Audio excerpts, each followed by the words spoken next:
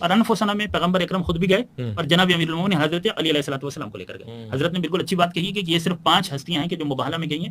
تمام مورخین کا اس پر اتفاق ہے. وہ کیسے لے جاتا ہے جب قرآن کی آیات کہہ رہی ہے؟ انہوں نے جو بات بیان کی نا یہ بات نہیں ہے، مطلب لے کے تو آپ پنجتن پاک ہی گئے نا، لیکن انہوں نے یہ کہا میں کہ اس کے لیے حوالہ عرض کروں گا. نہیں، انہوں نے یہ کہا کہ لے آتے تو میں سمجھتا ہوں کہ اس میں نبی کریم علیہ الصلوۃ والسلام مباہلہ ہوا ہے حضور کی ذات اقدس کے ساتھ.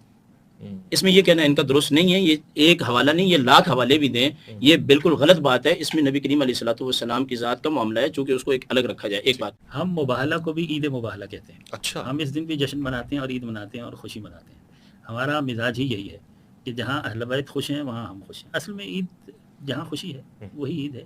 عید کا تعلق خوشی کے ساتھ ہے. ہم جو ہے نا یہ جو عید ہے نا وہ صرف سرکار دو عالم صلی اللہ علیہ وسلم کی ولادت کی مناتے ہیں. بس ہم سمجھتے ہیں کہ حضور علیہ السلام کی جو خوشی ہے نا وہ قرآن کریم کے اندر ہے، کل بفضل اللہ و برحمتہ. عیسائیوں کا یہ قول موجود ہے کہ جس میں یہ عیسائی کہتے ہیں کہ اگر تو یہ